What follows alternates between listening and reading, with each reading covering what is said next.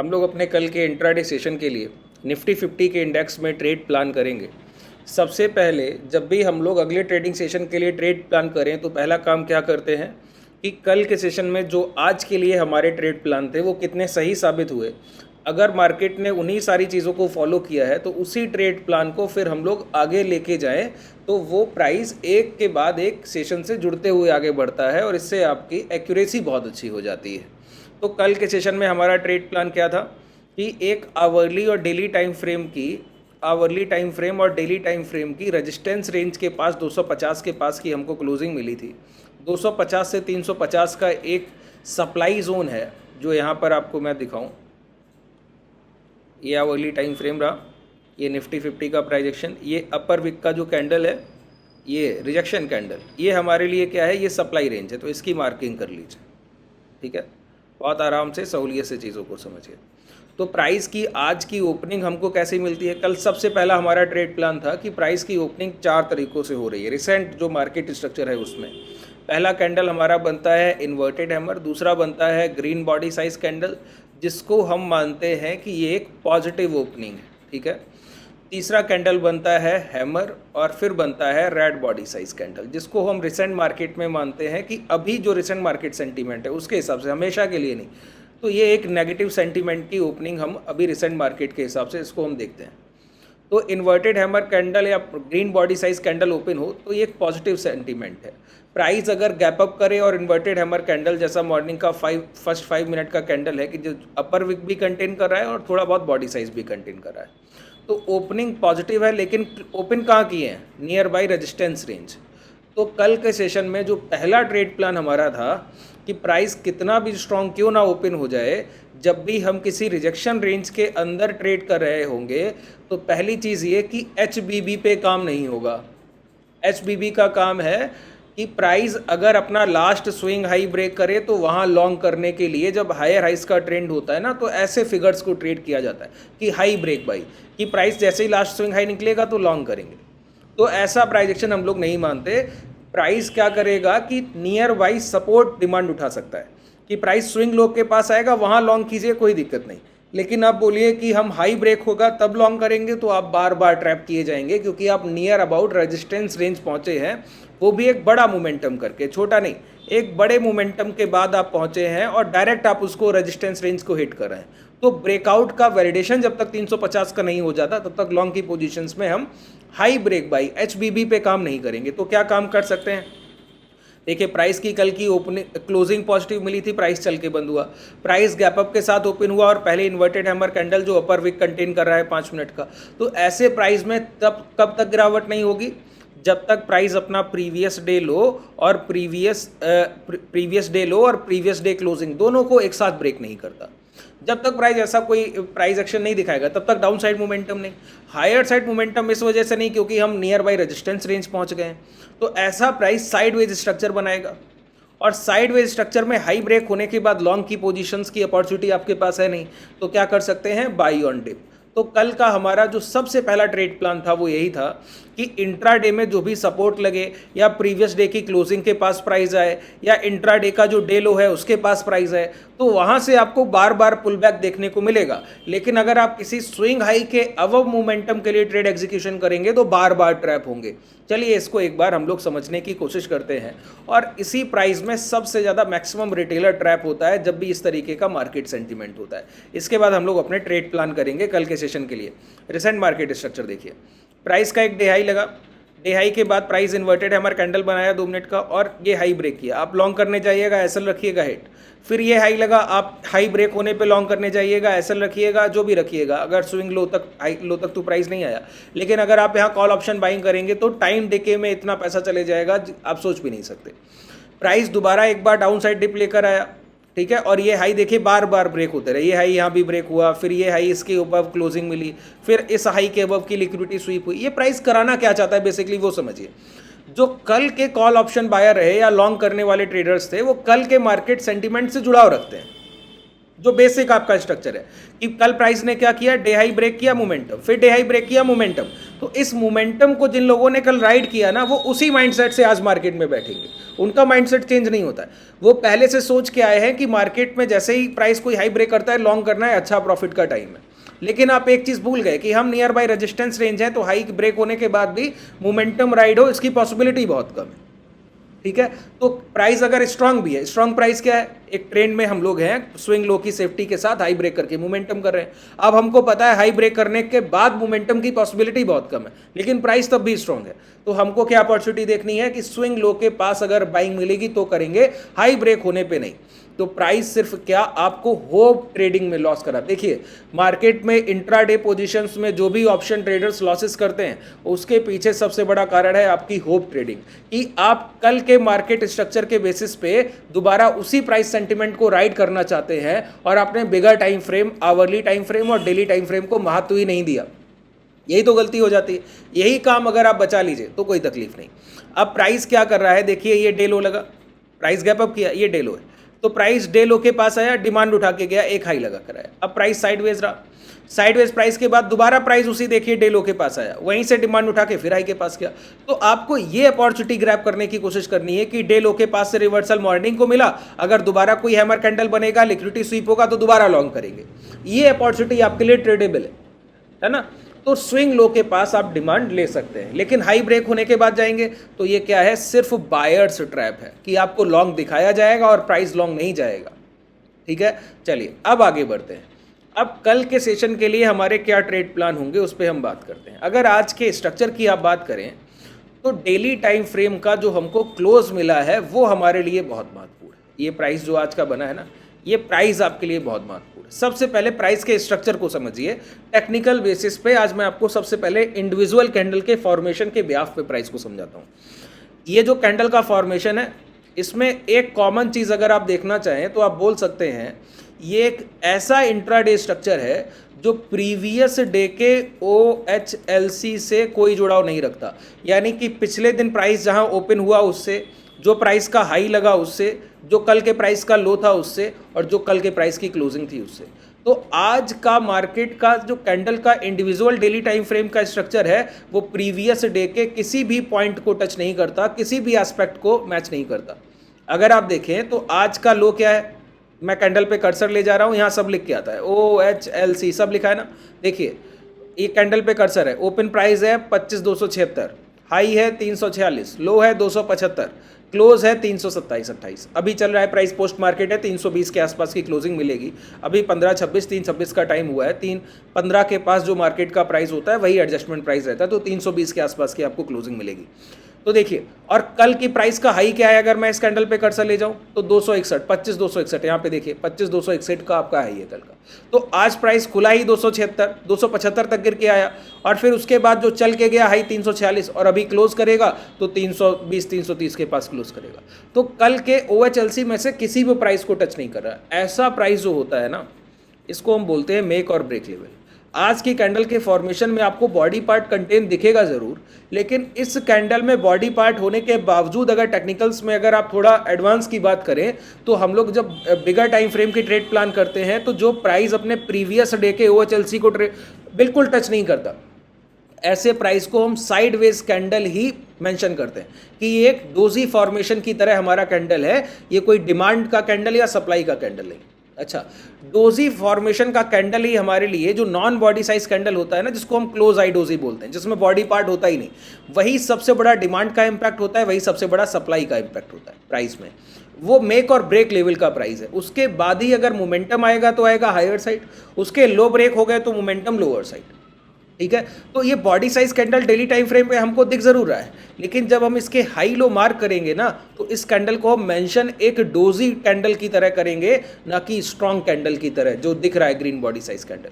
इसको हम किस तरीके से देखेंगे, इसको हम उसी नज़रिए से देखेंगे जिस तरीके से इस कैंडल को देखा, जिस तरीके से इस रेड बॉडी साइज कैंडल जो कैंडल है वो, जिस तरीके से इस कैंडल के फॉर्मेशन को हम रीड कर रहे हैं, जिस तरीके से इस कैंडल के फॉर्मेशन को, यानी कि ये आज का कैंडल हमारे लिए ब्लॉक ऑर्डर साबित होगा जब भी इसके हाई या लो ब्रेक होने के बाद नेक्स्ट डे का क्लोजिंग मिलेगा या कॉन्जिक्यूटिव 2 घंटे का क्लोजिंग मिलेगा आवरली टाइम फ्रेम पे, 2 घंटे लगातार की क्लोजिंग। ठीक है, अब ये पॉइंट्स कई लोग नहीं समझ पाए होंगे तो मैं समझाता हूँ। देखिए, जब भी प्राइस किसी रेजिस्टेंस के पास ऐसे पहुंचे कि प्राइस डाउन ट्रेंड में था, हायर साइड मोमेंटम किया और यहाँ पहुंचा, यहाँ पहुंचने के टाइम प्राइस का जो एक्शन होगा ना वो आपको कैसे दिखेगा, इस तरीके से दिखेगा कि ये ग्रीन बॉडी साइज कैंडल यहाँ क्लोज किया। अब रेजिस्टेंस का आपका मेक और ब्रेक लेवल है कि प्राइस वहीं से पुल बैक कर सकता है और दोबारा ब्रेक भी कर सकता है। पुल बैक के बाद अगर स्विंग लो सेफ रहे तो हाई ब्रेक होगा, यही स्ट्रक्चर होता है। अगर price near by resistance trade कर रहा है और आप रेजिस्टेंस रेंज के पास मोमेंटम करते हुए पहुंचे हैं तो इसके बाद नेक्स्ट कैंडल का जो फॉर्मेशन होता है ना आपका, वो होता है एक डोजी कैंडल का फॉर्मेशन। ये कैंडल का फॉर्मेशन होता है। ये कैंडल क्या करता है ना, इस हाई जो रेजिस्टेंस रेंज है उसके देखिए ऊपर जा रहा है तो लिक्विडिटी को भी स्वीप कर रहा है, नीचे आ रहा है तो स्विंग लो ब्रेक नहीं कर रहा है तो डिमांड को भी बॉटम से उठा रहा है, और हायर साइड से सप्लाई और लोअर साइड से डिमांड उठा के प्राइस का इक्वलाइजेशन हो रहा है कि डिमांड सप्लाई दोबारा इक्वल हो गई। आप जब मोमेंटम करते हुए इस रेजिस्टेंस तक पहुंचे तो सिर्फ डिमांड बैलेंस थी, डिमांड यानी कि बहुत एग्रेसिव थी, खरीदारी बहुत एग्रेसिव थी सेलर्स के मुकाबले, तभी तो प्राइस मोमेंटम करते हुए हाई के पास आया। अब पहली मर्तबा ऐसा हुआ कि प्राइस में डिमांड सप्लाई का इक्वलाइजेशन हो गया, तो ये मेक और ब्रेक कैंडल बनती है। अब प्राइस का इसके बाद क्या क्या मोमेंटम होता है वो समझिए। इसके बाद प्राइस अगर पुल बैक करे कि ये डोजी कैंडल का फॉर्मेशन है, अब पहला फॉर्मेशन ये कि इसके बाद एक next red body size candle बने जो इन दोनों कैंडल्स को एक साथ इंगल्फ करे और क्लोज करे इसके पूरे इस स्ट्रक्चर के नीचे। ये ब्लॉक ऑर्डर कैंडल बन गया हमारा, ये डोजी का लो और हाई। अब मोमेंटम, इसको हम ट्रेंड रिवर्सल मानते हैं ऐसे फॉर्मेशन को, ये ट्रेंड रिवर्सल हो गया है ना। ये रेड बॉडी साइज कैंडल है, ग्रीन बना, क्यों कलर चेंज करूं सर, टाइम लेंगे आप, उतना समय एक्स्ट्रा जाएगा। ये ग्रीन बॉडी साइज कैंडल, इसको मानिए कि इसकी क्लोजिंग ये मिली, तो यहां से ये ट्रेंड रिवर्सल करता है अगर पूरा बॉडी साइज कैंडल है। लेकिन अगर इस कैंडल का फॉर्मेशन नहीं हुआ, समझिए इस बात को जरा, मैं थोड़ा सा स्ट्रक्चर आपका क्लीन कर दूं, है ना, आपको चार्ट आसानी से दिखे तो क्लैरिटी रहेगी प्राइस में। देखिए, अब ये जो कैंडल का फॉर्मेशन आपका है ना, तो यहाँ पे प्राइस का स्ट्रक्चर क्या हो सकता है कि प्राइस को अगर ये हाई ब्रेक करना है तो ये जो डोजी कैंडल है और प्रीवियस कैंडल का लो है, तो प्राइस पता है क्या करेगा, हैमर कैंडल्स के कॉन्जिक्यूटिव फॉर्मेशन करेगा डेली टाइम फ्रेम पे, 2 आवर्ली टाइम फ्रेम पे। कैसे करेगा, प्राइस लिक्विडिटी उठाएगा बाइंग साइड से और सप्लाई उठाएगा हायर साइड से, लेकिन प्राइस क्लोज हमेशा क्लोजिंग बेसिस पे लोअर विक कंटेन करते हुए कैंडल क्लोज करेगा या अपर विक कंटेन करते हुए कैंडल क्लोज करेगा। 2 तरीके के कैंडल फॉर्मेशन यहाँ पे क्लोज हो सकते हैं, मैं आपको दोनों ही दिखाता हूँ। देखिए, पहली कैंडल ये बनेगी कि हैमर कैंडल बना है, ये हैमर कैंडल, तो ये कैंडल क्या कर रहा है, देखिए इस कैंडल के नीचे भी आ रहा है, डोजी के नीचे आ रहा है, इस क्लोजिंग तक आ रहा है, प्रीवियस डे के लो तक आ रहा है, लेकिन क्लोज करने कहाँ जा रहा है, दोबारा चढ़ के।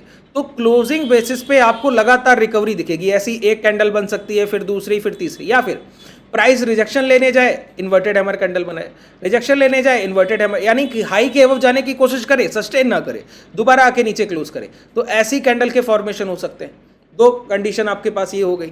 तो ऐसी कैंडल्स अगर बने और स्विंग लो ब्रेक ना हो, या चाहे हैमर हो चाहे इन्वर्टेड हैमर, बस 2 कॉन्जिक्यूटिव सेशन का जो स्विंग लो, जो अभी के लिए प्राइस में क्या है 25,050, राउंड फिगर 25,000 का प्राइस, यानी कि जब तक 25,000 का प्राइस ब्रेक नहीं हो जाता तब तक हम नेगेटिविटी नहीं देखेंगे, लेकिन हम इसको स्ट्रॉन्ग ब्रेकआउट भी नहीं मान रहे। तो प्राइस यहाँ पे साइडवेज होना चाहिए अगर प्राइस को स्ट्रॉन्ग मोमेंटम के लिए हायर साइड निकलना ही है। तो कोई देखिए, इसमें हम लोग न्यूज़ इंपैक्ट को मेंशन नहीं कर रहे। अगर कोई बड़ा न्यूज़ आएगा तो फिर प्राइस किसी भी डायरेक्शन में उस न्यूज़ के इंपैक्ट से मोमेंटम कर जाएगा, उसमें प्राइजेशन का कोई रोल ही नहीं। ठीक है, तीसरा स्ट्रक्चर जो बनता है वो क्या है कि प्राइस एक ग्रीन बॉडी साइज कैंडल बनाए और इसको इंगल्फ करते हुए एक यहाँ पे क्लोजिंग दे इस तरीके से। तो इसके बाद भी जो डिमांड कैंडल है ना वो आपका यही रहेगा, ये डोजी। अब ये जो डोजी है, अब यही हमारे लिए सबसे बड़ा सपोर्ट का काम करेगा। तो कल की कैंडल हमारे लिए बहुत महत्वपूर्ण हो गई। अगर कल का प्राइस हैमर क्लोज करे, इस तरीके से प्राइस गिरे और हैमर क्लोज कर दे, तो इसका मतलब है कि प्राइस स्ट्रांग है प्रीवियस डे के, और ये 25,150 और 25,000 की रेंज तक आए, इसके पहले इसको ब्रेक नहीं करना चाहिए। 25,150 और 25,000 की रेंज का जब तक ब्रेकडाउन नहीं होगा, प्राइस कितना भी गिरे, हमको बाई ऑन डिप पे रहना है, किसी भी सपोर्ट के पास खरीदारी देखनी। पहली चीज़, अगर प्राइस ये डेलो ब्रेक करेगा कि आज के डेलो कि 25,270 ब्रेक करेगा, तो हमारा टारगेट 25,150 तक का मोमेंटम हम राइड कर सकते हैं। बिल्कुल आसानी से ये टारगेट हम लोग अचीव कर सकते हैं। ठीक है, क्योंकि एक प्राइस डिप लेगा और डिप लेते हुए यहाँ तक आएगा। लोअर टाइम फ्रेम 5 और 10 मिनट के टाइम फ्रेम पे यहाँ हम लोग सपोर्ट भी देख लेंगे कि क्या बन रहा है। तो इस कैंडल का हाई लो हमारे लिए मेक और ब्रेक लेवल हो गया। यहीं से ट्रेंड रिजम्पशन होगा, यहीं से ट्रेंड रिवर्सल होगा। अगर यहाँ पे हैमर और इन्वर्टेड हैमर कैंडल बनते रहे और 25,000 और 25,150 की रेंज सेफ रही तो हायर साइड यही हाई ब्रेक होंगे और मोमेंटम हायर साइड। अगर प्राइस को रिवर्सल करना है तो कल का ही कैंडल इसको इंगल्फ करे और इंगल्फ करके नीचे क्लोजिंग दे इस प्रीवियस डे हाई के अंदर, यानी कि 25,200 के अंदर की क्लोजिंग चाहिए हमको, तो प्राइस रिवर्सल कर सकता है, फिर 25,000 भी ब्रेक हो सकता है। लेकिन एक बात समझिए, ये जो कैंडल का फॉर्मेशन है, ये कैंडल, ये सारे ऑर्डर ब्लॉक बायर्स के। इंट्राडे में प्राइस ने, देखिए यही मैंने आपको वीकली सेशन में भी समझाया था, जब वीकली एनालिसिस हम लोगों ने किया ना, वहाँ भी मैंने बताया कि यहाँ पे ये जो गेन करने का बायर्स का तरीका है, ये क्लोज अबव क्लोज का है कि प्रीवियस डे की क्लोजिंग हमारी है 24,773, अगले दिन की क्लोजिंग है 868, फिर अगले दिन का क्लोज है 973, तो क्लोजिंग बेसिस पे प्राइस लगातार राइज कर रहा है। इस सेशन का क्लोजिंग क्या है 25,005 है ना, अगले सेशन का क्लोजिंग क्या है 25,114, तो प्राइस क्लोजिंग बेसिस पे तो राइज कर रहा है। लेकिन इंट्राडे में कोई भी बॉडी साइज कैंडल आपको ऐसा दिखता है नहीं, तो प्राइस स्ट्रक्चर वाइज बहुत स्ट्रांग है कि सपोर्ट इसके जो लगे हैं लोअर डिप लेने पे वो बहुत स्ट्रांग है। 25,150 आएगा सपोर्ट है, 25,000 आएगा सपोर्ट है, 25,000 भी ब्रेक होगा तो 24,900 आएगा वो भी सपोर्ट। तो प्राइस जब तक इस पूरी रेंज में सपोर्ट रेंज, और बहुत एक्यूरेट सपोर्ट रेंज है ये, ठीक है, इसके ब्रेकडाउन की पॉसिबिलिटी बहुत कम होती है। तो प्राइस क्या कर सकता है, नियर बाय रेजिस्टेंस रेंज अगर स्ट्रॉन्ग कैंडल का फॉर्मेशन करके ब्रेक करे तो उस हाई के ब्रेक होने के बाद लॉन्ग करेंगे। बिगर टाइम फ्रेम की बात कर रहा हूँ, ठीक है। इंट्राडे में तो ये हाई निकल जाए तो ही ट्रेंड राइट करेंगे, 350 ब्रेक होगा तो अगला टारगेट ही हमारा 500 है। इंट्राडे में 5 मिनट के टाइम फ्रेम पे इस मोमेंटम को हम छोड़ेंगे नहीं। अगर ये आज का लो ब्रेक हो गया 270 तो पहला टारगेट हमारा 150 है, 25,150, उस मोमेंटम को भी आप नहीं छोड़ेंगे, ठीक है। और जब तक प्राइस आज के डे हाई और आज के डे लो की रेंज को ट्रेड कर रहा है तब तक साइडवेज स्ट्रक्चर है। लेकिन बिगर टाइम फ्रेम की अगर आप बात करें कि आगे क्या मोमेंटम की पॉसिबिलिटी है, अगर इस रेंज में हैमर और इन्वर्टेड हैमर कैंडल क्लोज किए तो उस रेंज को मार्क करके रखिएगा, और जिधर वो ब्रेकआउट या ब्रेकडाउन देगा तो वही मोमेंटम हमारे लिए सबसे बड़ा ट्रेंड होगा। अगला आने वाला फर्दर ट्रेंड हम उसी को मानेंगे। उम्मीद है लगभग सारे पॉइंट्स आपको क्लियर हो गए। अब लोअर टाइम फ्रेम पे जाके जरा हम लोग मार्किंग और कर लें तो आपकी सारी चीज़ें एक साथ सॉल्व हो जाएंगी। देखिए डेली टाइम फ्रेम पे आज हम लोगों ने ट्रेड प्लान किया, आप लोग चीज़ों को गौर नहीं करेंगे तो दिक्कत होगी। डेली टाइम फ्रेम पे हम लोगों ने क्यों ट्रेड प्लान किया, क्योंकि बिगर टाइम फ्रेम अभी जहां हम जिस टेरिटरी में ट्रेड कर रहे हैं वो डेली टाइम फ्रेम के ही बायर सेलर की टेरिटरी। तो अगर हम उसी को नज़रअंदाज कर दें और फिर लोअर टाइम फ्रेम पे देखें कि कल के जैसे जो हमारे ट्रेड प्लान रहते हैं वो तो यही रहते हैं कि प्रीवियस ट्रेडिंग सेशन के प्राइजेक्शन का ही रिपीटेशन होगा, वो पिछले 3 ट्रेडिंग सेशन का प्राइजेक्शन होगा। और आप सिर्फ नजर रखें पिछले दिन के प्राइजेक्शन पे कि देखिए मॉर्निंग का फर्स्ट कैंडल बना, फिर हाई ब्रेक हुआ मोमेंटम, फिर हाई ब्रेक हुआ फिर मोमेंटम, उसी सेंटीमेंट को आप राइट करते जा रहे हैं। उसके प्रीवियस ट्रेडिंग सेशन के प्राइजेक्शन को आपने नहीं देखा, उसके प्रीवियस ट्रेडिंग सेशन के प्राइजेक्शन को आपने नहीं देखा। ये साइडवेज स्ट्रक्चर आपको क्या बताता है कि प्राइस स्विंग लो तो ब्रेक नहीं कर रहा है, स्ट्रांग है, लेकिन हाई ब्रेक करके भी मोमेंटम नहीं कर रहा है, वही सेम प्राइजेक्शन आ जाए। आप देख रहे हैं इस कैंडल को, डेली टाइम फ्रेम का जो कैंडल है हमारा, ये बॉडी पार्ट आपको दिखता है 10 मिनट के टाइम फ्रेम पे। अभी आपको मैंने ये स्ट्रक्चर दिखाया, ये आपको दिखता है ना डोजी कैंडल की तरह। ये डोजी कैंडल तो है मॉर्निंग में जो आपने पहली कैंडल में गैपअप किया, गैपअप के बाद जो गेन लिया 320, उसी के पास आप 330 की क्लोजिंग कर गए। तो 9:30 9:25 के बाद क्लोजिंग तक 3:30 तक प्राइस ने क्या मोमेंटम किया, 10 पॉइंट का नेट टू नेट मोमेंटम किया। इसको आप बोलते हैं कि ये स्ट्रॉन्ग प्राइस है? नहीं, ये एक बड़ी डिमांड के बाद जो हायर हाइस का मोमेंटम हो गया, उसके बाद डिमांड सप्लाई का इक्वलाइजेशन है। यही तो हमारा मेक और ब्रेक लेवल है। कल का कैंडल ये हाई ब्रेक करे, अब कल का सेंटीमेंट मॉर्निंग की फर्स्ट 5 मिनट कैंडल जो सबसे पहले डिस्कस कर ली, उसको भूलना नहीं कि कल अगर प्राइस लो ब्रेक करेगा तो सेंटीमेंट क्या होगा, रेड बॉडी साइज कैंडल या हैमर कैंडल, फिर उसके लो ब्रेक होना और उसी समय विक्स का पॉजिटिव होना। लो ब्रेक होगा, हम ट्रेंड को राइट करेंगे, सबसे पहला टारगेट 25,150। बात क्लियर हुई? इसके बाद अगर प्राइस का फिर इन्वर्टेड हैमर कैंडल बने या एक ग्रीन बॉडी साइज कैंडल, देखिए मल्टीपल कंफर्मेशन क्या होता है ना, 10 मिनट के टाइम फ्रेम पे green body size candle, 5 minute के टाइम फ्रेम पे इन्वर्टेड हैमर अपर विक कंटेन करता हुआ कैंडल, 2 मिनट के टाइम फ्रेम पे उतरे तो वहां भी आपको वही सेम फॉर्मेशन दिखता है, अपर विक कंटेन करता हुआ कैंडल, ग्रीन बॉडी साइज। तो तीनों टाइम फ्रेम आपको क्या बताते हैं कि प्राइस में डाउनफॉल होने की पॉसिबिलिटी कम है, क्योंकि प्रीवियस ट्रेडिंग सेशन में जब मॉर्निंग की फर्स्ट 2, 5, 10 मिनट की टाइम फ्रेम की ओपनिंग ऐसी देखेगी तो प्राइस ने गिरावट नहीं की। तो एक चीज क्लियर हो गई कि जब तक कि प्रीवियस डे क्लोजिंग और लो ब्रेक नहीं होगा, डाउनसाइड मोमेंटम नहीं है। एक कंफर्मेशन हो गया, तो प्राइस में आप डिमांड भी नहीं देख सकते कि हाई ब्रेक होने के बाद लॉन्ग नहीं होगा जब तक 350 के ऊपर आवरली कॉन्जिक्यूटिव 2 कैंडल क्लोज नहीं हो जाती। तो प्राइस का स्ट्रक्चर क्या है, साइडवेज। तो साइडवेज में क्या ट्रेड करेंगे, स्ट्रैडल, और जो ऑप्शन बायर है वो क्या करेगा, लॉस करेगा।